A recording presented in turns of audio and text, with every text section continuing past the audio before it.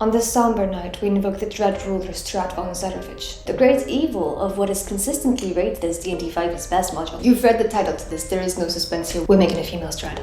But before we start, please pause the video so you can see the disclaimer and the content warning.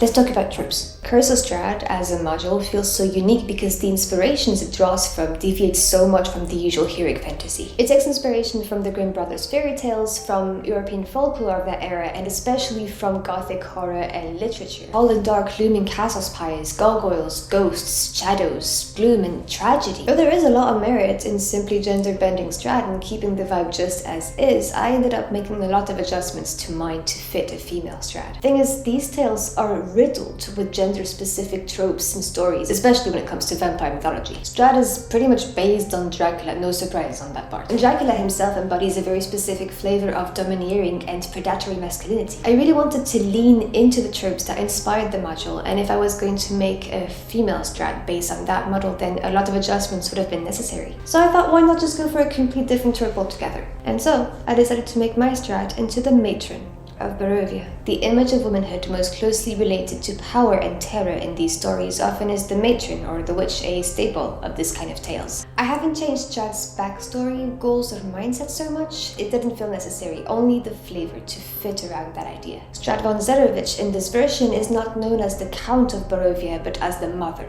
of Barovia. The word matron itself could be used sometimes, often with pejorative intent, but it's only spoken by the brave, or by the foolish. The three main references I was looking at when creating this character were the Other Mother from Coraline, Mother Gothel from Rapunzel, and mostly the White Witch from Narnia. Articles about toxic parenting also work. Forget loving mother figures. Strahd is controlling, narcissistic, insidious, and the darkest possible take on Mother Knows Best. Strahd became a vampire at least in her mid-50s. Her youth is gone both within and without. This age results in her claiming a condescending attitude towards everyone. She's lived so long that she alone knows the truth of the world and its cruelty. So she says. If some don't understand her choices, it's just because they're young and don't have her wisdom. Children will always be ungrateful. Children will never understand that what she does is in their best interest. Of course, this is all just a very well-constructed facade, maybe a lie even she believes, because Strahd's true intent always is to increase her power and hold over Barovia. So let's go into specifics on how to play that.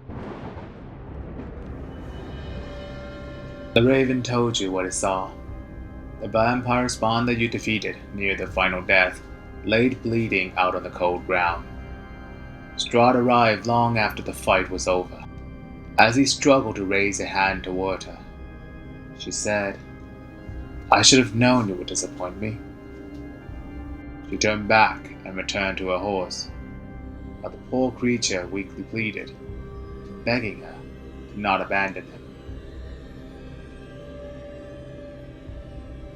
Especially early on in the game, the players will not encounter Strahd personally. Instead, they will get to know her through the inhabitants of Barovia, or better yet, through her allies. We're really diving into the whole abusive parent part here.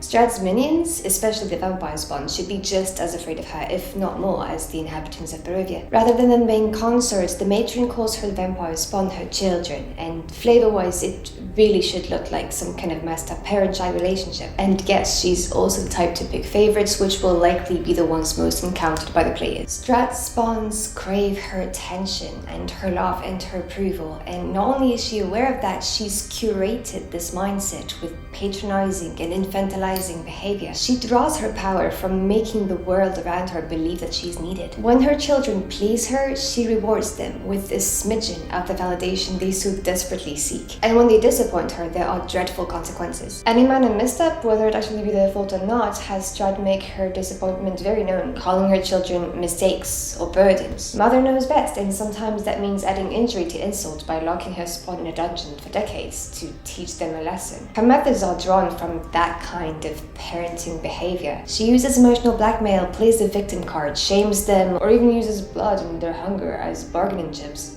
She knows how to target what is dear to them, even confiscating someone they hold dear, like one of their vampire siblings. In Strahd's mind, she's not the perpetrator, they are the ones to blame because they leave her no choice but to punish them. Make her especially cruel to her spawn, so much that you would almost feel sorry for them. It had been so far a boring and quiet day of travel, which, given the circumstances, you consider yourself lucky for. Soon, you spot something on the dirt road ahead, a neatly tied package. Hesitantly, you unfold it. Within an ornate dress, along with a note bearing Strahd's crest.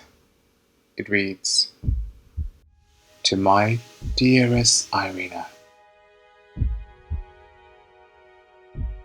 Last warning for spoilers, this is a big one. Ireena is one of Strahd's key relationships, so I feel like it's a big question when running a female Strahd. I would argue you don't necessarily need to change the whole backstory between Strahd and Tatiana. I personally didn't. On this one, I guess we don't 100% have to stay within the Evil Queen theme, and instead we can bring back some of the old vampire tropes with tragedy and skewed romance. Again, the goal is just to change the flavor around a female Strahd, not necessarily change the entire story.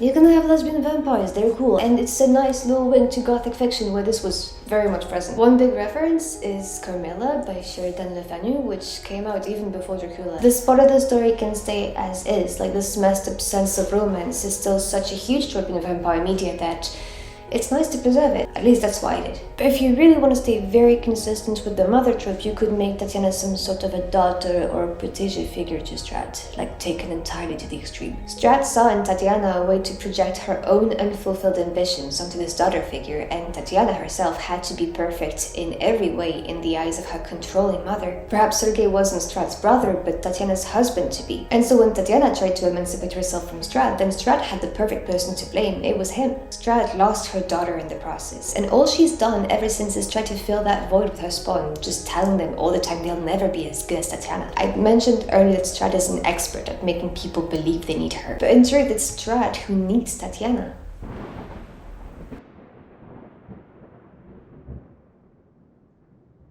She said to come sit beside her. You still can't tell if you went of your own will, or if our charm made you do it. Within a split second, Strahd had her hand firmly gripping your skull. She forces your head onto her lap, and you try all you can to push yourself up and away. In vain. When, out of exhaustion, you stop struggling, she begins petting your hair, hushing you, like one would hush a crying child. It will probably be quite some time until the players encounter Strahd in person, and even longer until they actually fight her. When they finally draw her attention, she uses the same methods on them. She first appears with the most polite and cordial possible behavior, maybe with just a few hints of condescension, and she doesn't lose her composure in the face of hostile words. Instead, she questions the cultist's perception and experiences. Perhaps they're too new to this land to understand it. Perhaps they misinterpreted the situation. Perhaps they're letting their emotions get the better of them. She does so with frustrating gentleness and politeness, almost as if their youth and ignorance was amusing to her. She doesn't feel threatened, she looks like she almost thinks it's cute. And when they make a point she can't retort to, she dismisses or ignores them completely, changing the topic and just calling them out on their manners before going into a whole long monologue about the importance of respect. Through the adventures, Strahd will pick a favorite among the party, likely the youngest or the most easily influenced. She will behave motherly towards them, trying to appear to them when they're alone to get in their good graces. Over time, this relationship becomes more and more alarming, and Strahd will not hesitate to use all of her powers to make her favorite confused, using blackmail, her charm ability, or spells such as modify memory.